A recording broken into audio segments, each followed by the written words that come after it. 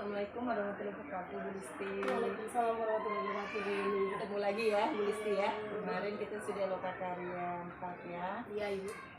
Baik Bu Listi, kita pendampingan sampai kepada pendampingan kelima ya.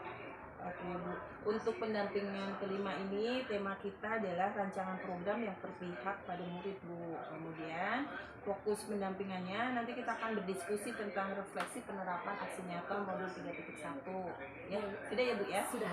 Ya, kemudian juga nanti kita akan diskusi tentang rancangan program yang berdampak pada murid. Kemudian yang ketiga adalah diskusi perkembangan komunitas praktisi yang ada di sekolah. Ya, Ibu Listi siap ya. Jadi nanti ini fokus pendampingan kita kali ini. Nah, Ibu Listi gimana setelah lokakarya, setelah pendampingan yang keempat kemarin ya, kita sudah masuk kelas, observasi kelas. Apa yang sudah berjalan Bu di akhir-akhir ini? Untuk pembelajaran kemarin kan pas PI 4 kita pembelajaran berdiferensiasi ya, Bu. Nah, itu saya membuat lebih istiqomah lagi. Maksudnya kemarin itu kan berarti kan 3 yang teks fantasi bagian awal, KD awal teks cerita fantasi. Nah, minggu-minggu berikutnya otomatis saya maju KD-nya kan Bu. Nah, itu tetap saya laksanakan pembelajaran berdiferensiasi. Walaupun KD-nya berbeda ya Bu ya? Iya, dengan KD yang berbeda seperti itu. PSE-nya dijalankan? PSE pun dijalankan. PSE kan kemarin kan kita sempat diskusi, saya pikir PSE itu hanya teknik stop. Tapi kan ternyata ice breaking, main tepok-tepok itu juga kan termasuk PSE. Nah, itu yang saya lakukan ya. Jadi biar anak nggak boring. Oke Ibu, bagaimana rencana RTL-nya setelah pendampingan keempat kemarin ya Bu ya? Ya. Setelah nah, RTL saya kan kemarin itu akan melanjutkan pembelajaran diferensiasi, tidak hanya stop di KD yang kemarin Ibu datang gitu kan. Terus juga saya biasanya melakukan pembelajaran diferensiasi itu berdasarkan kesiapan belajar. Jadi saya melakukan tes diagnostik awal. Diawali dengan asesmen diagnostik. Nah, itu mungkin bisa saya lakukan ketika saya baru mulai masuk di KD atau KD pertama di salah satu materi, misalnya teks cerita fantasi. Kemarin kan yang pertama tuh Bu. Nah, kalau yang kedua kan nggak mungkin saya tes diagnostik lagi. Itu. Nah, ini kemarin gara-gara lokakarya sebelumnya saya belajar ternyata tidak hanya dari kesiapan belajar, dari minat pun bisa seperti itu. Nah, untuk KD yang kemarin tuh yang setelah KD ketiga keempat itu saya lakukan diferensiasinya bukan kesiapan belajar tapi lebih ke minat untuk membentuk kelompoknya. Bentuk kelompoknya yang awalnya kesiapan terus dirubah lagi. Jadi lebih lengkap ya Bu ya. Iya, Bu. Baik, terima kasih Bu ya. Jadi Ibu sudah melaksanakannya lebih diperluas lagi ya, dan sudah berbagi praktek baik ya Bu ya. Mudah-mudahan Ibu juga tidak hanya diterapkan sendiri ya Bu ya, diajak juga kepada teman-teman yang ada di lingkup sekolah ya Bu ya. Oke Ibu, kita coba langsung kepada diskusi yang pertama ya Bu ya. Bagaimana penerapan aksi nyata modul 3.1? 3.1 ini kan pengambilan keputusan berdasarkan nilai-nilai kebajikan sebagai pemimpin Bu. Betul. Kemarin kebetulan saya dapat amanat sebagai ketua pelaksana PTS. Jadi alhamdulillah tuh saya dilalanya ketika ngelakuin aksi nyata benar-benar dikasih kejadian nyata gitu. Ada kebimbangan dilema etika Bu, dimana ya saat PTS kemarin itu nilai anak-anak kan jelek gitu Bu kan. Terus kita tuh bingung antara mau memberikan nilai asli kan ada rapotnya ya Bu ya, rapot PTS. Iya, memberikan nilai asli atau ada yang harus kita beri perlakuan dulu. Karena pas rapat persiapan itu nggak ada istilah, maksudnya remedial dan pengayaan untuk PTS itu nggak ada gitu kan. Nilai murni jadinya? Belum, maksudnya berarti kan kita ada yang kita langgar tuh Bu. Kesiapan kan kita sudah bikin program, nggak ada kegiatan remedial dan pengayaan PTS. Nah, berarti kan kita harus mengadakan rapat lagi. Disitulah dilema etikanya. Bingung antara mau menerapkan prinsip keadilan atau rasa kasihan ke anak-anak seperti itu. Nah, akhirnya kami rapat gitu kan tanpa ibu kebetulan lagi ada kegiatan ibu kepala sekolah gitu kan. Tapi tetap saya kan sebagai ketua harus laporan ke up gitu, up down lah seperti itu. Nah, akhirnya kita ambil keputusan sama teman-teman harus tetap ada perlakuan. gitu. Ya, jadi pengambilan rapotnya ditunda dan ibu pun setuju. Gitu. Pengambilan rapot ditunda, ada perlakuan ke anak entah berupa tes gitu kan, atau tadinya berupa tes tapi ternyata muncul opsi trilema. Jadi guru punya pertimbangan lain akhirnya dengan tugas. Seperti itu Bu. Karena kita takutnya kan namanya rapot, sekalipun anak kalau misalnya dia di bawah KKM jangan sampai plus sampai di bawah 5, 3, 4 gitu tuh kan buat pertengahan kasihan anak kayaknya takut kepercayaan diri mereka jatuh. Jadi ada pertimbangan di situ. Ada pertimbangan seperti itu, iya. Yang dilakukan ya Bu ya. Jadi sudah dilakukan dengan modul 3.1 ya Bu ya, tahapan-tahapannya ya. Oke Ibu. Nah, bagaimana kalau di dalam identifikasi sumber daya yang ada di sekolah Bu? Prosesnya Ibu menemukan identifikasi sumber daya yang ada di sekolah. Pertama, saya pasti melakukan wawancara Bu. Ya kan maksudnya sama kepala sekolah, sama rekan. Saya kan termasuk guru baru di sini. Sama rekan yang lama. Walaupun entah wawancara resmi atau tidak resmi ya, obrolan santai gitu kan. Terus juga silaturahmi ke tokoh masyarakat. Karena seperti yang Ibu tahu, aset di sekolah kami sangat terbatas. Kelas saja kami terbatas gitu kan. Nah, segala kebutuhan pelaksanaan program yang kamu lakukan pasti kami harus memaksimalkan modal yang ada di sekolah ini. Dan yang paling terasa adalah modal manusia dan modal sosial ya, sumber daya manusia dan sosialnya. Manusianya kan kita cuma 14. Iya deh. Gurunya ya Bu? Enggak, 2 TU. Sama TU. Iya, 2 TU, 11 guru, terus 1 kepala sekolah. Seperti itu. 14 itu sudah sama kepala sekolah. Iya, sudah sama kepala sekolah dan sudah sama TU gitu. Dengan murid berapa Bu? Jumlah murid itu 30 kali itu 200 lebih Bu. Iya, 200 sekian. 7 rombel, 7 kelas. 7 kali totalnya 36. 32-an ya. Satu kelasnya 32, 34 kayak gitu. Oke. Itu prosesnya bagaimana Bu? Menemukan identifikasinya tadi selain sumber daya manusia sama sosial ya. Itu itu yang utama yang kita punya banget gitu. Ya. Apa ada kendala Bu saat Ibu menentukan sumber daya sekolah dan bagaimana Ibu mengatasinya? Misalnya gini, ketika saya memetakan sumber daya finansial Bu, modal finansial dalam suatu agenda kegiatan, saya tahu betul di sini agak kurang dananya, itu kan minim sekali. Kan jumlah dana BOS kan setara dengan jumlah siswa kan, siswa kami sedikit. Jadi dengan banyaknya jadi sekolah kecil itu bukan berarti sekolah dengan program sedikit. Iya, sama ya. Programnya sama. Ya Bu ya. Maksudnya yang berbeda. Ya makanya dari pemerintah itu kan ada program SRA, literasi, P5 dan sebagainya, itu kan butuh dana. Ya kan? Nah, dari modal finansial ini yang misalnya minus gitu kan. Yang enggak ada 0, berarti kita harus memaksimalkan modal yang lain, yaitu modal saya lebih banyak menggunakan modal sumber daya manusianya Bu. Teman-teman misalnya kemarin ngadain project P5 ini yang pengembangan program yang berdampak pada murid kan, P5 itu salah satunya Bu. Nah itu misalnya harus pakai pakaian adat, nah kita pakai aja yang ada.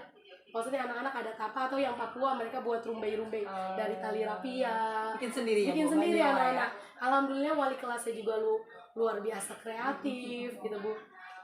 Terus guru-gurunya langsung mungkin yang dulu misalnya yang sekolah besar disewain gitu kan. Misalnya ngundang orang penyewa baju, terus kita tinggal nyewa dibayarin sama sekolah. Nah ini enggak, gurunya mau ya udah nggak apa-apa buat memeriahkan. Kan cuma 14 itu kalau bukan kita yang menjalankan siapa lagi? Betul. Jadi kita benar-benar ya asetnya dikembangkan, yaitu sumber daya manusia plus sosialnya Bu. Kendalanya ada di dana ya Bu ya. Dan memang dana ini selalu jadi kendala di mana saja. Tapi sama Bu Listi dan teman-teman bisa diatasi ya Bu ya. Nah Ibu, pertimbangan Ibu dalam menentukan sumber daya sekolah apa Bu pertimbangannya? Tadi kan ya sumber daya manusia sama sosial. Saya lihat ketika menjalankan program-program sekolah, mana yang kira-kira bisa saya manfaatkan dengan maksimal Bu. seperti itu. Kalau saya hanya mengharapkan dana terus, program gak akan jalan, Nggak boleh ya. nggak akan jalan. Heeh. Nah terus apa nih yang menonjol di sini? Ya tadi saya bilang manusia dan sosial seperti itu. Karena hubungan kita dengan warga alhamdulillah baik, Pak RT-nya juga baik. Kami kemarin dipinjemin terpal tenda Bu, panggung Oh, gitu. gitu. Heeh. Jadi Dengan- sosial ya itu ya, Iya, berarti dengan ya, modal aset ya. kita surat peminjaman gitu kan. Heeh. Silaturahmi ke sana alhamdulillah. Oke, berarti asetnya benar-benar di potensi Iya. asetnya benar-benar di apa namanya digunakan ya Bu ya, Digunakan. sumber daya manusianya, sosialnya. Bahkan yang agama budaya Bu, Mm-mm. maksudnya kan di sini ada musola warga. Kita kan nggak ada musola. Jadi kalau ada kegiatan, nggak ada musola, kita kecil. Jadi kalau ada kegiatan keagamaan seperti Maulid Nabi Heeh. kemarin kan, atau ada kegiatan luar biasanya di sini humasnya Bu, apa sih, rekan humas saya tuh maksudnya nyalinya luas. Jadi ada kerjasama dari pihak luar kayak puskesmas. Mm-mm. Itu kita walaupun sekolah kecil tetap jalan, tetap mereka tetap menatap gitu kan. Karena kita walaupun nggak ada lahan, kita lakukan di musola warga, di lapangan warga, seperti itu.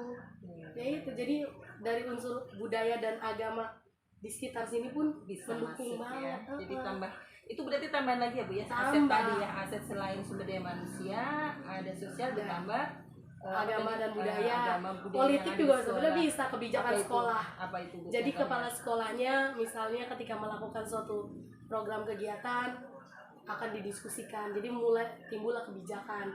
Jadi seperti itu. Dan didukung Kebijakan. ya, otomatis ya Didukung. dengan Karena memang kan ada duit. Yang penting tidak menonjolkan uang gitu. ya, Kan memang itu sebenarnya yang paling besar sekali kendala di sini di finansial. iya. Sulit kami untuk memaksakan misalnya ngambil dana karena juga kan nggak mungkin, nggak boleh Iya. seperti itu. Jadi ya dan kan kita ada 7 aset modal utama. Mm-mm. Satu jadi kendala, 6-6-nya harus kita optimalkan. Ya itu setelah belajar tentang Iya, seperti itu. asetnya Bu ya. Jadi jangan berpikir yang negatif Nggak ya, bisa. tapi harus berpikir yang positifnya. Pasti bisa. Negatifnya akan tertutup dengan adanya tertutup. yang positif tadi ya. Nah ini Ya. sudah dilakukan oleh Bu Listi luar biasa ya. Insya Allah, Bu. Bu Listi dan tim ya Ibu Ya, ya. luar biasa. Yang manusia itu Ya ini sudah semua ya berarti ya. Ya, Baik Ibu, kita akan coba melakukan diskusi tentang rancangan program yang berdampak pada murid ya Bu ya. Berdasarkan pemetaan yang Ibu lakukan, bagaimana hal tersebut mempengaruhi proses pengambilan Bu Listi? maksudnya Yang tadi, yang pemetaan tadi ya, pengambilan keputusannya berdasarkan itu tidak. Tadi sudah dijelaskan ya, tapi mungkin ada tambahan lagi tuh. Atau maksudnya gini, yang perlu dikembangkan deh gitu dari yang sudah Yang Ibu, masalah PTS tadi. ya. yang PTS kan mengambil Boleh. keputusan. Kita kan kalau berdasarkan modul kan kita belajar ada 3 prinsip, terus 4 paradigma sama 7 langkah pengambilan keputusan. Nah sebagai pemimpin yang belajar jadi pemimpin gitu Bu, saya mengusahakan langkah-langkah itu dijalankan. Jadi nggak boleh semena-mena ngambil keputusan itu ya mentang-mentang kita ketua kita apa ya udah ini aja gitu kan, tapi kan harus dirapatkan.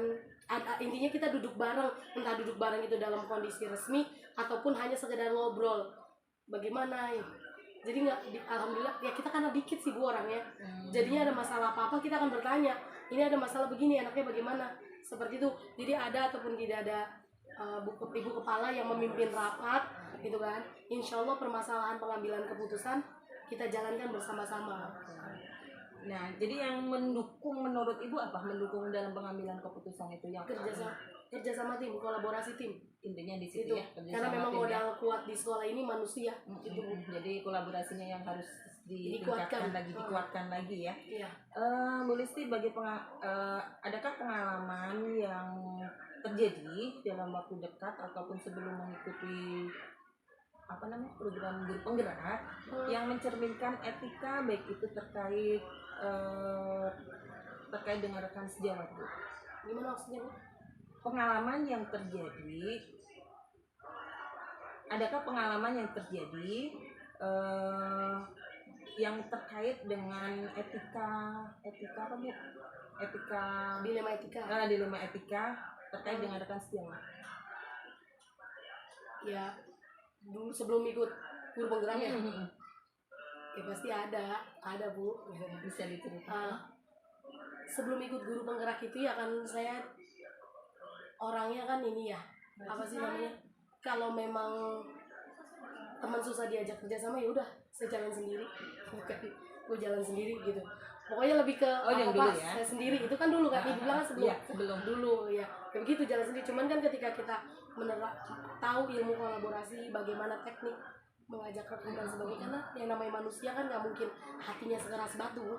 iya, betul. Bisa kalau kita dekati secara personal. Dulu nggak sabar gitu Ya, atau belum tahu ilmunya. belum tahu ilmunya. Yang penting beres kerjaan Dan gitu ya. nah di sini saya tadi kecil bukan berarti tidak bisa. Justru dari kecil itu ikatan akan lebih erat. Kalau bukan kami yang jalan, siapa lagi? Panitian tuh muter-muter Bu di sini mah. Jadi kalau mau jabatan tuh walah meriah, muter ke sini. Habis PTS ntar bisa lagi muncul di PAT. Karena orangnya itu juga. Karena sedikit itu. Tapi disitulah yang bisa menguatkan bareng-bareng. Pengalaman ya Bu ya. Oke. Boleh apakah sudah membuat rancangan program yang berdampak pada murid? Iya sudah Bu, P5 kan yang terdekat nih. Apa itu Bu? Program P5 yang temanya Bhinneka Tunggal Ika. Kami ngambil topiknya parade literasi dan pameran kebinekaan.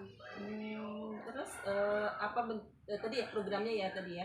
Dukungan apa saja yang dukungan apa yang Bu Listi perlukan untuk menerapkan program yang sudah Ibu buat tadi? Kalau kita belajar terkait 7 aset, tentu saya butuh dukungan 7 aset itu agar maksimal seperti itu Bu. Dari modal manusia, modal sosial, terus modal agama dan budaya, politik, fisik, finansial dan sebagainya Bu, sampai 7 itu. Pengennya ya. Ya. Tapi pasti tidak semuanya tercapai ya Bu. Ya, jadi yang menjadi tantangan Ibu apa? Tadi balik lagi kita ke finansial Bu. Oh sama ya. Sama. Nggak ada lagi yang lain tuh. Iya. Memang itu kendala paling gede di sini Bu. Ya, Mas. Yang Ibu lakukan dengan program tadi dengan paling tantangan ini tadi ya? kalau ngomongin finansial pasti akan ada hubungannya sama fasilitas kan Bu. Nah itu. Terus hubungannya ke P5 ya kita jangan sampai fasilitas dan finansial itu membuat program P5 kita tidak berjalan, gagal. Misalnya kayak anak-anak kita kan rata-rata kurang maksudnya anak-anak desa gitu loh Bu, ekonominya kurang. Gak mungkin kita meminta pungutan ke bawah ya. Iya, meningkat ke bawah. Gak mungkin kita minta orang tua untuk mengutin dana untuk program P5 gitu kan, kasihan. Makanya ketika misalnya mereka kan kebinekaan Tunggal